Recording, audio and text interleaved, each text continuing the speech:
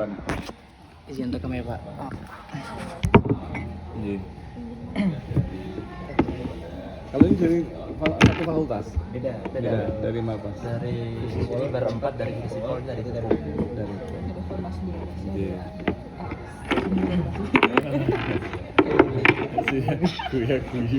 Gue ya senior. Padahal tahu senior itu kenapa? Lebih tua. Bukan, senior itu sering nipu orang. Kalau junior juga nipu orang. Jadi senior junior itu 11-12 waktu. Mas Faisal dulu aja. Ya, mari Pertanyaannya monggo. banyak. Mungkin langsung aja ya Pak. Lanjutkan yang kemarin itu. Nah, jadi ini mengenai kondisi masyarakat di Panggung Harjo. Nah, sebelum adanya BUMDes itu, apakah masyarakat di sini itu masih belum mempunyai pekerjaan ataupun masih kesulitan dalam mempunyai pekerjaan ataupun seperti apa Pak kondisi masyarakatnya? Jadi relatif sebenarnya kan kontribusi BUMDes yang paling nyata itu terkait dengan upaya untuk meningkatkan sumber penghidupan ekonomi itu khususnya kepada kelompok-kelompok rentan. Jadi karena memang Kampung Mataram sendiri itu lebih mungkin 75% tenaga kerjanya berasal dari kelompok rentan. Ini perempuan kepala keluarga, terus kemudian ada lansia, terus kemudian ada pemuda putus sekolah, gitu ya. Beberapa waktu yang lalu juga pernah kawan-kawan difabel dan lain sebagainya. Kalau jenengan ke Kupas itu jauh lebih orang-orangnya sangat rentan. Ada beberapa orang, 4 atau 5 orang itu adalah mantan anak jalanan gitu ya. Sampai hari ini ada 4 orang penyandang disabilitas mental yang bekerja di Kupas. Jadi orang-orang rentan itulah yang sebenarnya itu lebih punya kesempatan untuk memperoleh sumber penghidupan yang layak setelah adanya BUMDes. Kalau yang relatif tidak rentan itu ya karena memang salah satu yang orientasinya di pendirian badan usaha milik desa itu adalah dalam rangka untuk meningkatkan akses atas sumber penghidupan yang layak khususnya kepada kelompok-kelompok rentan yang kita tahu mereka itu relatif punya keterbatasan akses untuk memperoleh sumber penghidupan yang layak ketika bekerja di luar desa. Sehingga perbedaan yang paling tegas itu ya pada kelompok-kelompok itu. Sebelum adanya BUMDes mereka tidak punya kesempatan gitu ya. Setelah adanya BUMDes kesempatan mereka nambah. Kira-kira kalau yang lain ya relatif saya kira sih tidak terlalu signifikan karena memang ya setidaknya hari ini ada sekitar 200-an tenaga kerja yang terlibat. Artinya keberadaan BUMDes itu yang menambah peluang pekerjaan, kesempatan kerja bagi tidak hanya warga desa Panggung Harjo tetapi juga warga desa yang lain. Tapi yang paling saya kira paling manfaat yang kemudian bisa diukur secara tegas adalah setidaknya itu ada sekitar 120 diantaranya itu yang dulunya itu punya keterbatasan akses untuk memperoleh sumber penghidupan yang layak hari ini punya kesempatan. Kira-kira kayak gitu. Berarti sekaligus ini ya Pak, memanfaatkan potensi yang mereka miliki itu dari kaum rentan itu. Lagi. Jadi karena memang lebih mendayagunakan potensi. Jadi setiap orang itu sebenarnya kan punya potensi, gitu ya. Setiap orang punya potensi yang mereka potensi itu bisa berkembang saat kemudian dia berada dalam sebuah ekosistem yang mendukung. Nah, orang-orang yang kadang-kadang potensi itu belum terasa, kadang-kadang potensi itu tidak tampak gitu ya.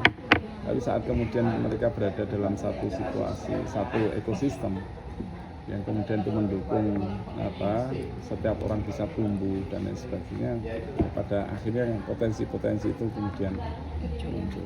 Itu yang kemudian dikelola oleh teman-teman. Saya kira sambil rebahan itu.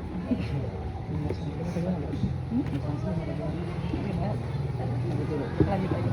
Iya.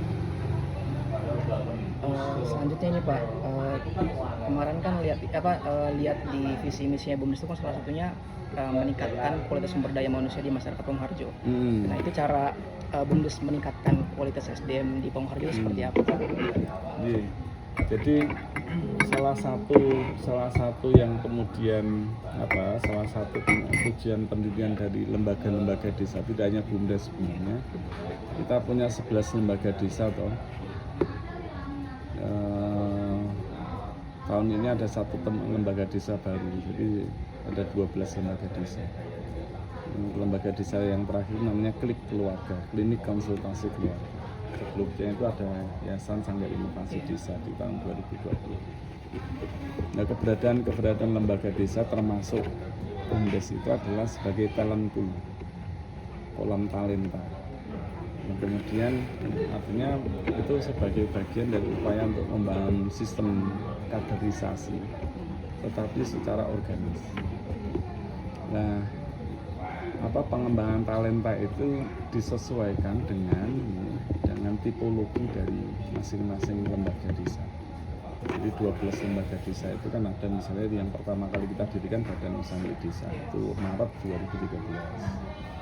Di akhir November tahun 2013 ada BPJS, Badan Pelaksana Jaring Pengaman Sosial.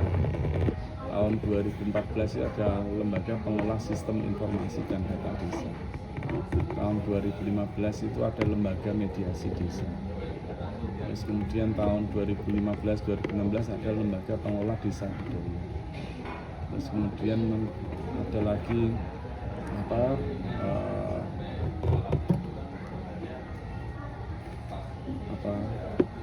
beberapa lembaga-lembaga teknokratis ya, kayak LMD, lembaga LKMD kalau dulu, sekarang LMD kan, LPMD, lembaga pemberdayaan masyarakat desa itu teknokratis. PKK itu teknokratis, Karang Taruna itu yang teknokratis. Ya. Terus yang lain itu misalnya kita punya itu Yayasan Sanggar Inovasi Desa. Yang terakhir adalah Klik Keluarga, Klinik Konsultasi Keluarga, ada FPRB dan lain sebagainya. Nah, warga desa yang punya passion, punya potensi, punya minat, punya bakat terkait dengan isu-isu yang ada yang dikelola oleh masing-masing lembaga itu, kemudian mereka masuk ke sana. Orang anak-anak muda yang punya passion terkait dengan pengelolaan data, pengelolaan media, pengelolaan teknologi IT, dan mereka gabung di lembaga pengelola sistem informasi desa. Warga desa yang suka terkait dengan volunteerism, warga desa yang dalam profesinya sebagai nurse, sebagai perawat, yang punya kemudian sifat sukarelawanan, itu kemudian gabung di bubble CPS, pemerhati pendidikan, gabung di. Itu ada sistem penyaringan? Tidak ada. Jadi yang passion aja. Yang punya passion, punya minat gitu. Kita punya P3B juga satu. Bukan pendidik, tautan. Orang-orang yang punya passion terkait dengan pendidikan anak itu kemudian muncul di sana. Dan secara internal itu kemudian berproses, mereka tumbuh berproses, yang tentunya dari proses interaksi atau dinamika di masing-masing lembaga itu kemudian pengembangan SDM itu artinya ya ada namanya pendidikan berkelanjutan yang dibangun oleh masing-masing lembaga. Mekanismenya macam-macam, disesuaikan dengan masing-masing kebutuhan dari masing-masing lembaga itu. Jadi gitu. Nah, kalau dalam konteks BUMDes gitu. Jadi salah satu tantangan yang ngelola BUMDes itu bahwa kita itu tidak bisa melakukan standarisasi input. Sehingga 4 tahun pertama itu hanya meningkatkan kurva pembelajaran. Bagaimana meningkatkan memperpanjang kurva pembelajaran, memperpanjang jam terbang agar kemudian dia punya experience yang cukup. Bagaimana mengelola sebuah usaha. Nah, di sana tidak ada metodologinya. Terus mereka learning by doing, basic knowledge, pengembangan pengetahuan yang bersifat. Mereka terasah ya dari interaksi atau dinamika apa mereka berproses gitu ya, dinamika selama waktu itu. Nah, hari ini ada banyak sebenarnya alumni lembaga yang kemudian kita bisa sebut misalnya ya, ada beberapa yang jadi pengusaha yang cukup sukses setelah berinteraksi di BUMDes. Kemarin ada yang bantu di YSID, hari ini dia kerja di salah satu pada sosiologi UGM, kemudian diterima di Pertamina kaitannya dengan CEO Indonesia di salah satu. Nah, mestinya itu pengalaman selama di berinteraksi itu jelas meningkatkan atau memberikan nilai tambah bagi dia. Kira-kira kayak gitu. Selanjutnya ini Pak, BUMDes Bidang Lestari kan sudah terkenal dengan istilah baiknya Pak, sudah mendapatkan banyak penghargaan sehingga bisa dinobatkan BUMDes terbaik salah satu di Indonesia. Nah itu kira-kira strategi yang dilakukan oleh BUMDes Pamung Lestari itu seperti apa Pak dalam memberdayakan sumber daya manusia di Panggung Harjo? Ya tadi, kalau strategi pemberdayaan sumber daya manusianya kurang lebih sama tadi. Jadi ada continuing education gitu ya, pendidikan berkelanjutan yang dilakukan oleh masing-masing. Kalau dalam konteks ini pembelajaran dari masing-masing manajer, gitu ya. Dan itu dinamikanya macam-macam tuh. Misalnya gini, yang anak-anak jalanan, mantan anak jalanan. Jadi mereka kan digaruk oleh dinas sosial, direhabilitasi 3 bulan di dinas sosial. Setelah itu dikasihkan ke sama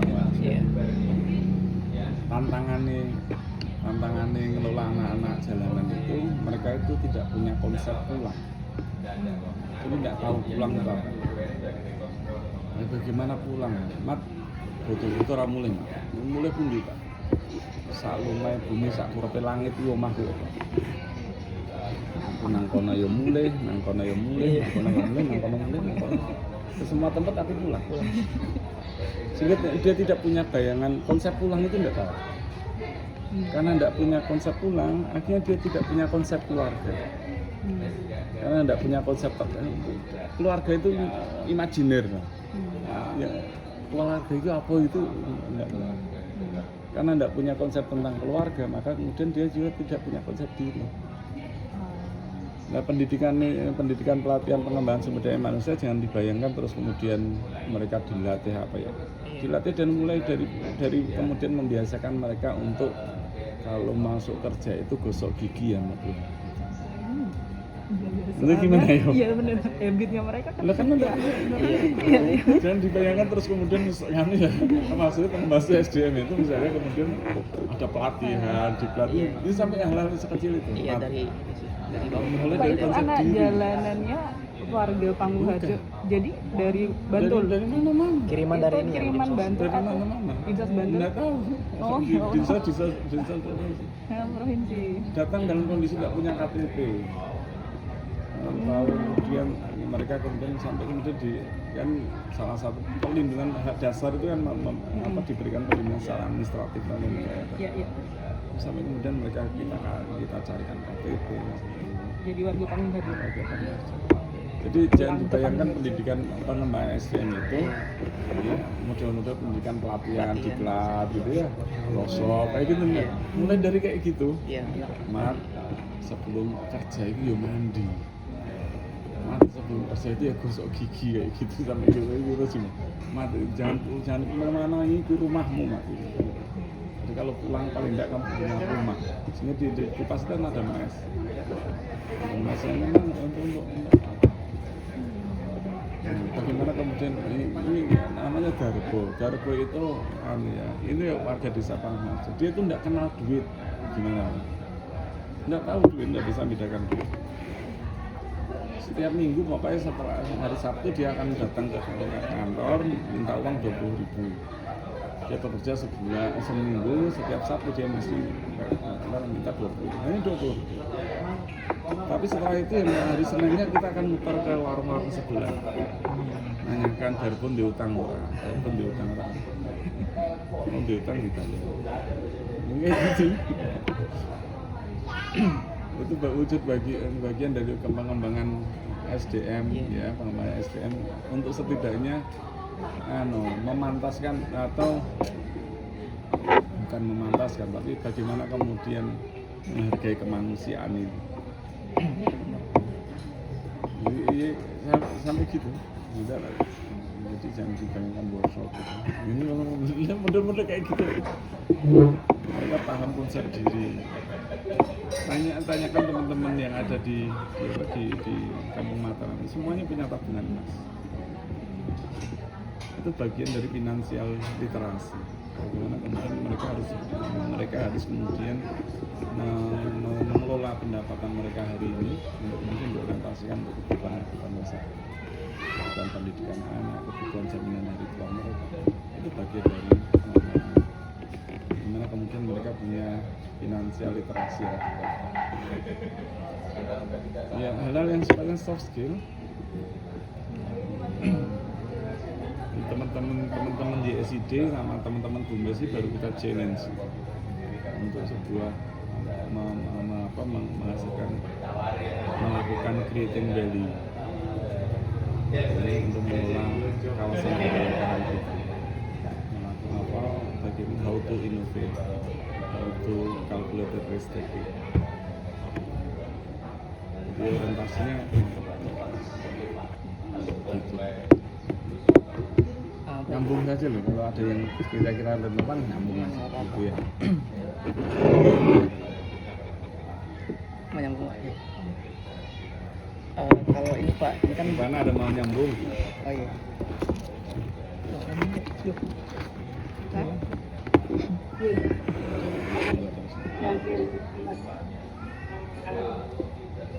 Iya. Enggak terus.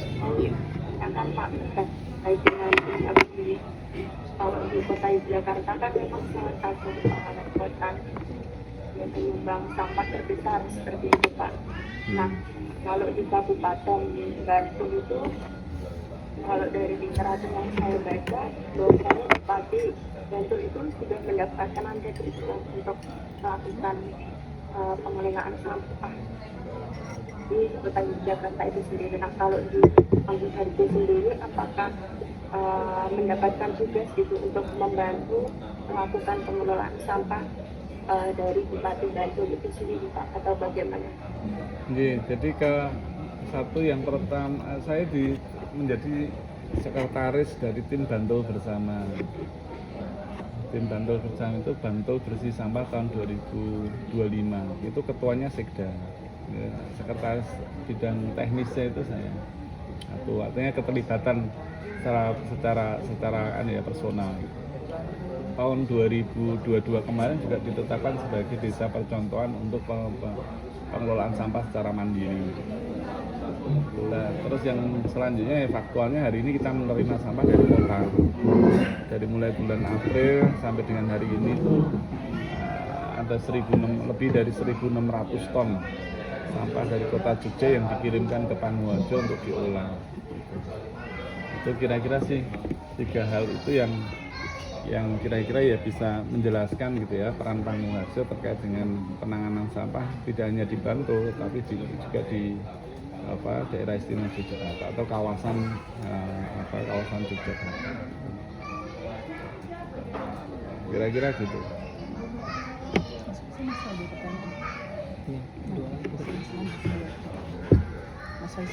Gitu.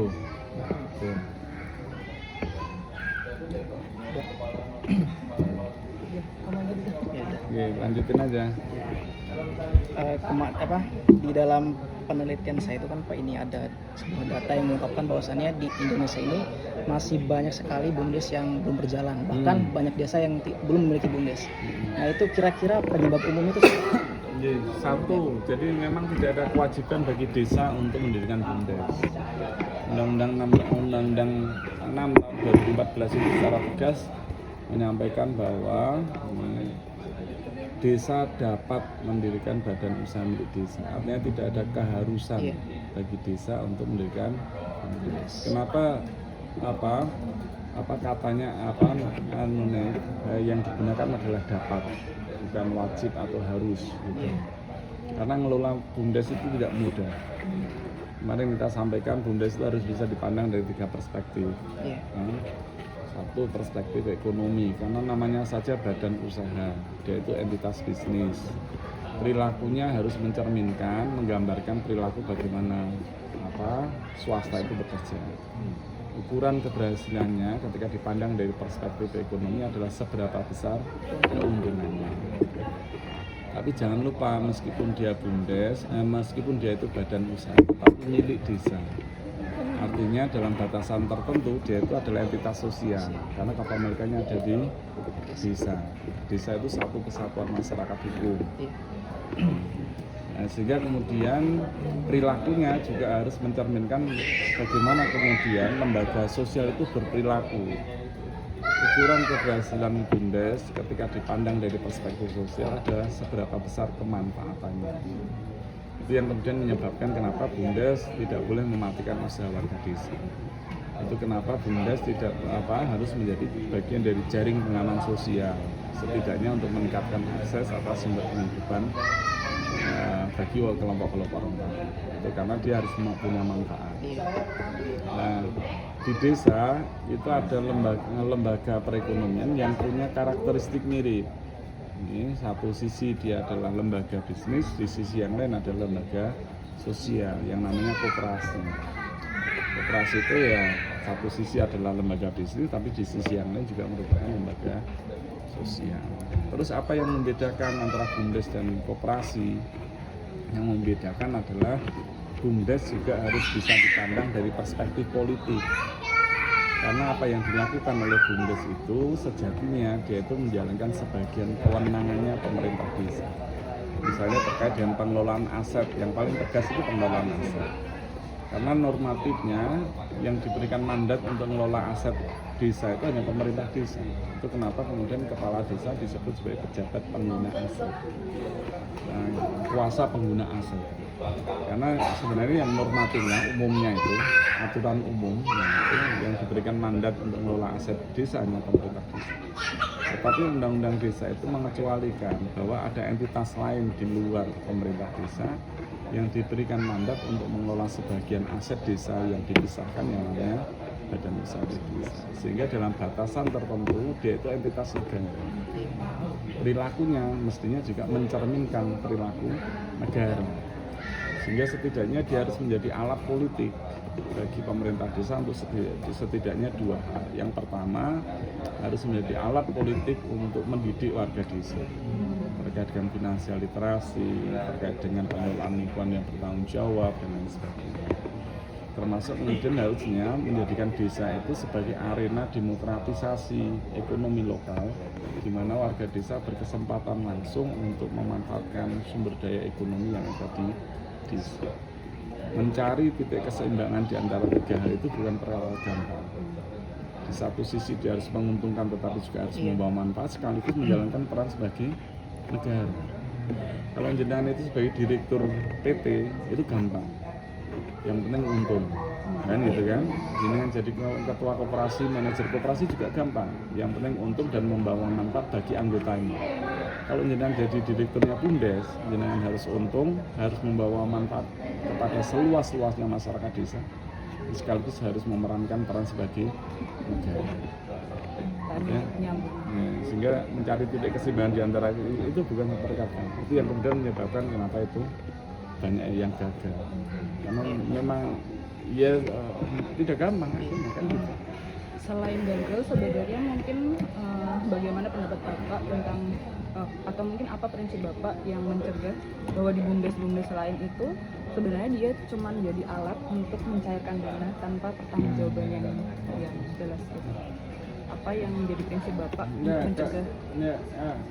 Satu itu tendensius, yang kedua asumtif, gitu kan? Tapi banyak penelitian kecuali kemudian ada hasil penelitian yang gitu. Maksud saya gini, jadi tidak sepenuhnya salah desa. Ya. Kenapa kemudian hari ini itu banyak sekali BUMDes, hampir setiap desa punya BUMDes. Karena BUMDesnya itu adalah BUMDes pedati, perintah dari bupati. Gitu ya, jadi pendiriannya BUMDes itu ya atas perintahnya dari bupati. Kenapa bupati itu memerintahkan setiap desa harus ada BUMDes? Karena perintah dari menteri semacam itu. Karena jumlah BUMDes itu menjadi bagian IKU-nya, indikator kinerjanya dari Kementerian Desa. Artinya kemudian Kementerian Desa itu dianggap berkinerja baik saat kemudian salah satu outputnya, ukurannya itu adalah indikatornya adalah jumlah BUMDes yang berdiri, yang penting berdiri, kan gitu. Nah, akhirnya kan BUMDes atas perintah dari bupati itu, yang dia kemudian pendiriannya itu tidak berangkat dari kebutuhan, tidak berangkat dari. Artinya kan kalau tidak kalau diperintah gimana? Tidak ada di desa-desa di luar Jawa, kalau itu patronasenya, patronan klien, relasi antara pemerintah desa dan pemerintah kabupaten itu relasi patronan klien. Tidak hanya di luar Jawa, di Jawa pun yang juga di banyak daerah juga sebenarnya patronan klien, patronan.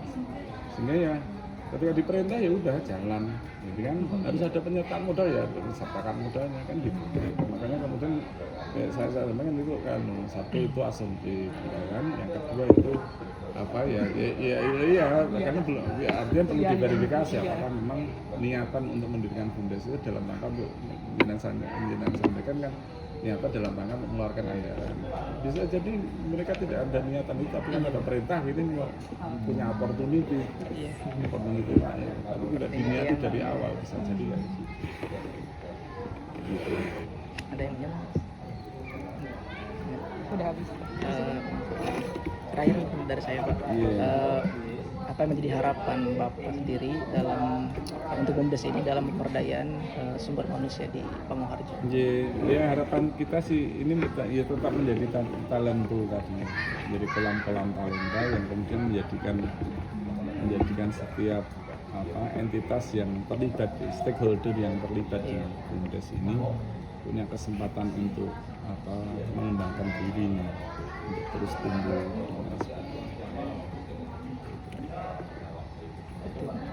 Itu aja sih Pak dari Siap. Rifana.